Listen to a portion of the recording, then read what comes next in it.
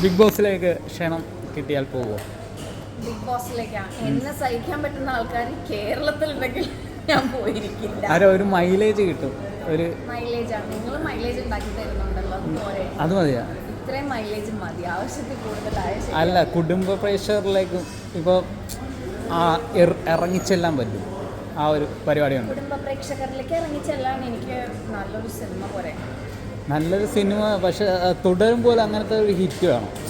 അതാണ് സിനിമയുടെ പ്രത്യേകത. പക്ഷേ ടി വി ഷോസിൻ്റെ പ്രത്യേകത എന്ന് വെച്ചാൽ നമ്മൾ ഇപ്പോൾ ഒത്തിരി പേര് തിയേറ്ററിൽ പോകാത്തവരുണ്ടല്ലോ, അവരിലേക്കും കൂടെ എത്തിച്ചേരും അല്ലേ? അത് വളരെ ശരിയാണ്. ഒരു സീരിയൽ ഓഫർ വന്നിട്ടുണ്ടായിരുന്നു. പക്ഷേ സീരിയലിനെ കാട്ടി റീച്ച് അതാ അല്ലേ? തോന്നിയിട്ടില്ല.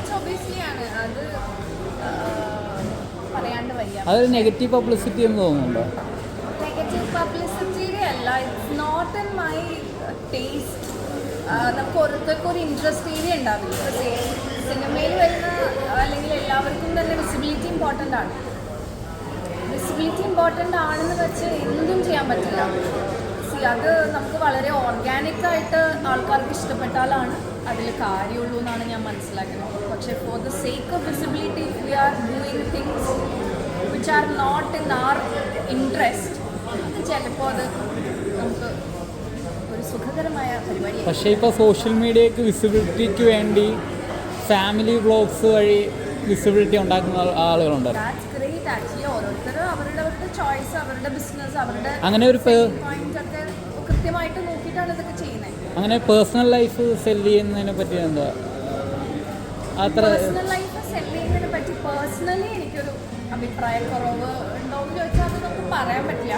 ഇറ്റ്സ് ലൈക്ക് ഭയങ്കര ഒരു ഡബിൾ എഡ്ജ് സ്വേർഡാണ്. അത് നമുക്ക് പറഞ്ഞാൽ അങ്ങനെ ജഡ്ജ് ചെയ്യാൻ പറ്റാത്തൊരു കാര്യം. കാരണം to be in cinema means your public അല്ലേ. നമ്മൾ കൂടുതൽ ആൾക്കാരെ തിരിച്ചറിയുന്നു, നമ്മൾ കുറച്ചുകൂടെ പബ്ലിക് ആവുന്നു എന്നുള്ളതാണ് അതിൻ്റെ ഒരു ഐഡിയ എന്ന് പറയുന്നത്. അപ്പം അങ്ങനെ വരും.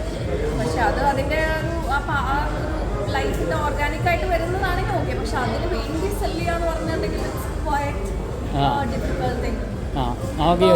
ബിഗ് ബോസ് എന്ന് പറയുന്ന ഒരു പരിപാടിയുടെ കോൺസെപ്റ്റേ അങ്ങനെയാണ്. Say whenever people enter into the program they are ready to do it അല്ലേ. അത് മുന്നേ അറിഞ്ഞ് അഗ്രി ചെയ്തിട്ടാണ് അവർ അതിനകത്തേക്ക് കയറുന്നത്. So it's a different thing all together. Privacy ആണോ അവിടെ സെല്ല് ചെയ്യുന്നത്?